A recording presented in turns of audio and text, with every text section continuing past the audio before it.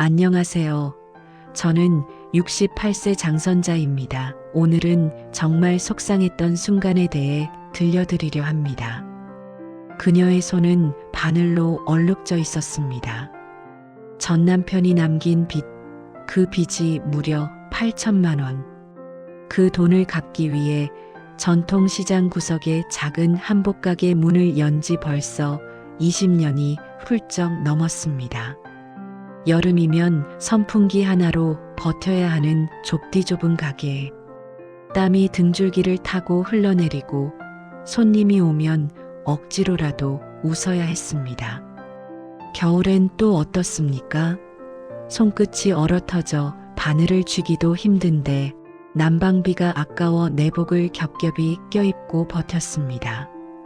손님 한 명 없는 날이면 라면 하나로 끼니를 때우기 일쑤였지요. 하지만 그녀에게는 단 하나 살아갈 이유가 있었습니다. 바로 딸 윤서. 그 아이만큼은 자신처럼 살지 않게 하고 싶었습니다. 밤낮으로 바늘을 들고 손님 하나하나에게 고개 숙여가며 모은 돈으로 윤서를 뒷바라지했습니다. 부족함 없이 키우고 싶어 최선을 다했습니다.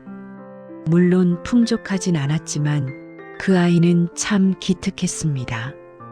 어머니가 힘들어하는 걸 알았는지 단 한 번도 용돈을 더 달라 하지 않았습니다.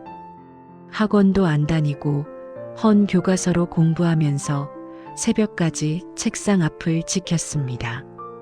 그렇게 기적처럼, 정말 기적처럼 서울대 의대에 합격했습니다. 합격증을 들고 온 날 선자는 처음으로 하늘을 보며 울었습니다. 하느님, 정말 감사합니다. 이 아이만 행복하면 제 인생은 이제 아무것도 아깝지 않습니다. 그렇게 중얼거렸지요. 그런데 말입니다. 윤서가 의대를 졸업하고 레지던트 생활을 마칠 무렵 어느 날 가게로 찾아왔습니다. 얼굴이 상기되어 있었습니다. 엄마, 저 결혼하려고 해요. 좋은 사람 만났어요. 선자의 가슴이 철렁 내려앉았습니다. 기쁘면서도 두려웠습니다. 혹시 딸이 잘못된 사람을 만난 건 아닐까? 자신처럼 불행한 결혼을 하는 건 아닐까? 하지만 윤서의 눈빛은 진실했습니다. 그 눈빛을 보고 반대를 할 수 없었습니다. 며칠 뒤 가게 문을 열고 들어온 남자. 정우진이라는 그 사람은 내과 전문의였습니다. 키가 훤칠하고 말투도 정중했습니다. 선자에게 인사하며 90도로 허리를 숙였습니다. 어머님, 윤서를 정말 사랑합니다. 평생 행복하게 해주겠습니다. 선자는 마음이 놓였습니다. 이 정도면 딸을 믿고 보낼 만하다고 생각했지요. 우진은 환자들에게도 친절하기로 소문났고 봉사활동도 꾸준히 한다고 했습니다. 완벽해 보였습니다. 상견례 날짜가 잡혔습니다. 서울의 어느 고급 호텔이었습니다. 선자는 평생 가본 적 없는 곳이었습니다. 호텔 로비에 들어서는 순간부터 주눅이 들었습니다. 샹들리에가 번쩍거리고 대리석 바닥이 너무 매끄러워 넘어질까봐 조심조심 걸었습니다. 프라이빗 룸에 들어서자 우진의 부모님이 먼저 앉아 계셨습니다. 두 분 다 옷차림부터가 달랐습니다. 우진 아버지는 대기업 임원 출신이었고 어머니는 명문가 출신이라고 했습니다. 인사를 나누고 자리에 앉았습니다. 분위기는 생각보다 차가웠습니다. 우진 어머니는 선자를 위아래로 훑어보더니 음식이 나오자마자 이상한 봉투를 내밀었습니다. 장 선생님, 오늘 꼭 전해드릴 게 있어서요. 결혼 전에 미리 정리해야 할 사항들입니다. 봉투를 받아든 선자의 손이 떨렸습니다. 안에는 A사 용지 3장짜리 문서가 들어 있었습니다. 제목은 혼인 합의서였습니다. 글씨가 빽빽했습니다. 선자는 눈이 침침해 안경을 고쳐 쓰고 천천히 읽어 내려갔습니다. 그런데 읽으면 읽을수록 손이 덜덜 떨려왔습니다. 첫 번째 조항. 결혼 후 신부 박윤선은 경제활동을 중단하고 가정에 전념한다. 의사가 된 딸이 일을 못하게 한다고요? 그렇게 힘들게 공부해서 의사가 됐는데 그걸 포기하라는 겁니까? 두 번째 조항. 신혼집은 신랑 부모 명의로 하며 신부 측의 소유권 주장은 불가하다. 세 번째 조항. 자녀 교육 방침은 전적으로 신랑 가족이 결정하며 신부 측은 이에 따른다. 손자, 손녀 교육도 마음대로 못한다는 겁니까? 네 번째 조항. 양가간 왕래는 명절을 제외하고 금지하며 신부의 친정 방문은 사전 승인이 필요하다. 선자는 눈앞이 캄캄해졌습니다. 이게 무슨 소리입니까? 딸이 친정에 오는 것도 허락을 받아야 한다고요? 다섯 번째 조항. 둘째 자녀는 반드시 출산하며 신부가 건강상 이유로 거부할 경우 이혼 사유가 될 수 있다. 선자의 심장이 쿵쾅거렸습니다. 숨이 막혔습니다. 그런데 더 충격적인 건 마지막이었습니다. 문서 맨 아래 서명란이 있었습니다. 그런데 거기에 이미 윤서의 이름이 적혀 있었습니다. 또박또박 딸의 필체로. 선자는 고개를 들어 딸을 봤습니다. 윤서는 고개를 숙이고 있었습니다. 눈가가 붉었습니다. 윤서야, 이게 뭐니? 딸아이의 목소리가 떨렸습니다. 윤서는 입술을 깨물며 작은 목소리로 말했습니다. 엄마, 우진 오빠가 너무 좋아서. 그리고 이 정도는 해야 결혼할 수 있다고. 우진의 어머니가 찻잔을 들며 차갑게 말했습니다. 장 선생님, 우리 집안은 대대로 원칙이 있습니다. 며느리는 집안의 품격을 지켜야 하고 남편을 내조해야 하는 게 기본 아니겠어요? 선자는 입술을 꽉 깨물었습니다. 그러자 우진의 아버지가 덧붙였습니다. 그리고 말씀드리기 좀 그렇지만 결혼식 비용은 전액 신부 측에서 부담하셔야 합니다. 예식장, 피로연, 신혼여행까지 포함해서 대략 1억 정도 예상됩니다. 뭐라고요? 선자는 귀를 의심했습니다. 1억? 평생 모아도 모을 수 없는 돈입니다. 우리 집안에서는 원래 신부 측이 예단도 준비하고 예식 비용도 내는 게 전통입니다. 결혼은 신부가 받는 혜택이 더 크니까요. 우리 아들한테 시집 오는 거잖아요. 우진 어머니의 말에 선자는 온몸에 소름이 돋았습니다. 시집 온다? 혜택? 딸이 그렇게 공부해서 의사가 됐는데 그게 아무 의미도 없다는 겁니까? 그 순간 선자의 머릿속에 지난 세월이 파노라마처럼 스쳐 지나갔습니다. 남편이 도박빚을 지고 달아난 날, 빚쟁이들이 가게로 쳐들어와 행패를 부리던 날, 무릎 꿇고 용서를 빌던 날, 손님 없는 날이면 하루 종일 한 끼도 못 먹고 버티던 날들. 그 모든 수모를 참았던 이유가 뭡니까? 딸만큼은 사람 대접받으며 살게 하려고였습니다. 그런데 지금 눈앞에서 자신의 딸을 물건 취급하고 있었습니다. 사람이 아닌 본인들의 집에 들어오는 물건처럼 규칙을 정하고 시키는 대로만 하고 복종하고 살아야 하는 물건처럼 대하고 있었습니다. 내 딸을 이렇게 살게 하려고 그 수모를 견디며 살아온 것은 아니었습니다. 더 이상 망설일 필요가 없었습니다.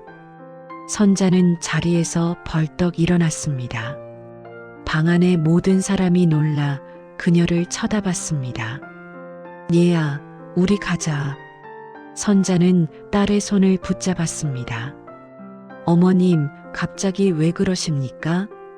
우진이 당황해서 물었습니다. 하지만 선자는 단호했습니다.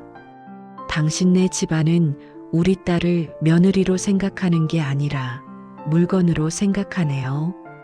돈 주고 사는 거나 다름없잖아요. 우진의 어머니가 비웃듯 말했습니다. 허허, 시장에서 한복이나 팔던 분이 무슨 염치로 그런 말씀을 하십니까?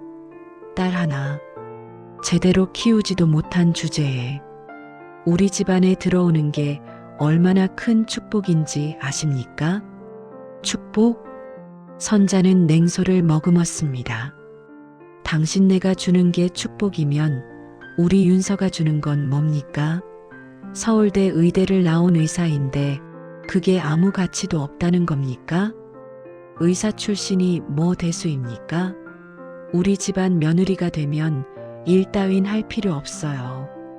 그냥 집안 체면만 지키면 됩니다. 선자는 온몸이 부들부들 떨렸습니다. 윤서야. 그녀는 딸을 똑바로 쳐다봤습니다. 이 사람들이 너한테 바라는 게 뭔지 알겠니? 내 꿈도, 내 능력도, 내 인생도 아무것도 아니야. 그냥 우진이란 사람 뒷바라지나 하고 애나 낳고 시부모 눈치나 보며 살라는 거야. 윤서의 눈에서 눈물이 주르륵 흘러내렸습니다. 하지만 엄마, 우진 오빠는 저를 사랑해요. 이건 그냥 형식일 뿐이고. 형식? 선자는 목이 메었습니다. 얘야, 형식이 사람을 규정해. 이 계약서에 내가 서명한 순간 너는 더 이상 박윤서 의사가 아니라 정씨 집안의 며느리가 되는 거야. 그게 무슨 의미인지 알아? 방 안이 조용해졌습니다. 우진도 아무 말 못하고 있었습니다. 선자는 딸의 손을 더욱 꽉 쥐었습니다. 윤서야, 엄마는 평생 고개 숙이고 살았어. 빚쟁이들한테도, 손님들한테도, 세상한테도. 하지만 딸아, 너만큼은 고개 들고 살았으면 좋겠어. 어머님, 우진이 입을 열었습니다.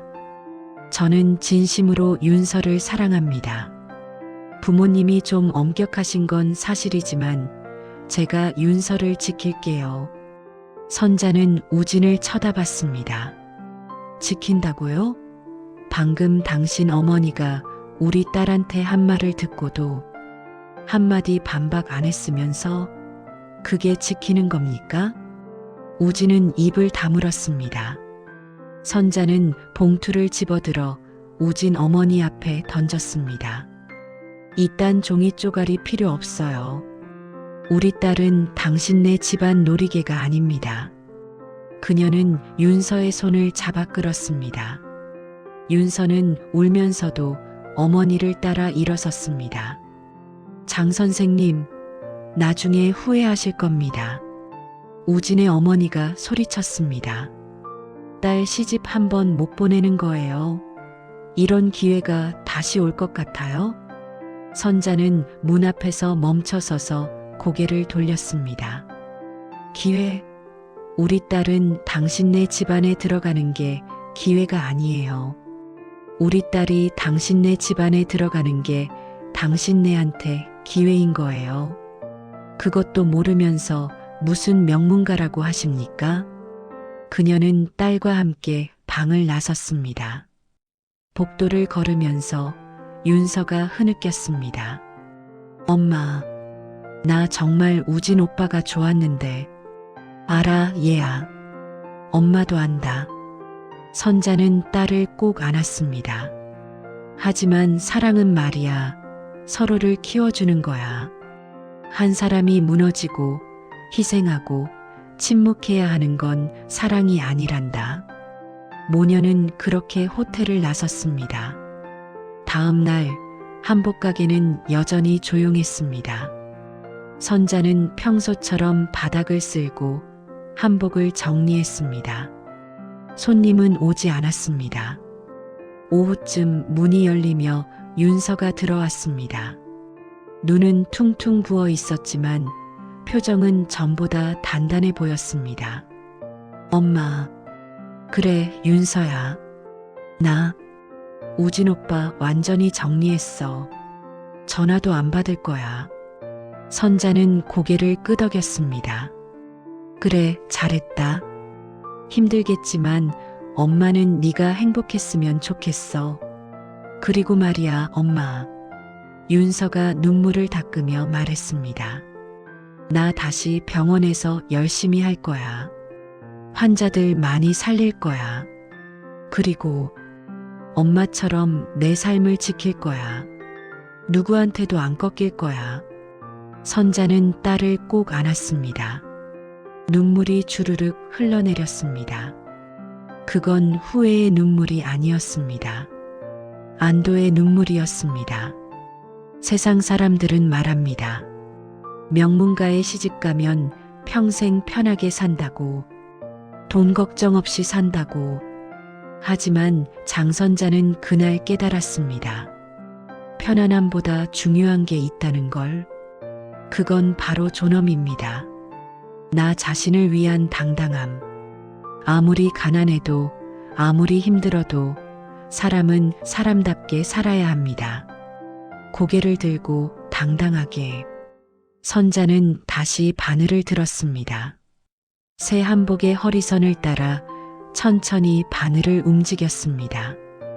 인생의 옷감을 다시 꿰매듯이 딸의 앞길을 하나씩 또다시 다듬어가며. 그리고 그녀는 알았습니다. 진짜 부자는 돈이 많은 사람이 아니라 자기 삶의 주인으로 사는 사람이라는 것을, 내 삶의 주인으로 내 자신을 위해 당당하게 자신있게 살아가는 삶이 행복한 인생이라고 생각합니다. 여러분도 기죽지 말고 어깨 피고 심호 크게 한번 하시고 당당하게 살아가는 인생이 되셨으면 합니다. 내 자신을 내가 아끼지 않으면 그 누가 아껴줄까요?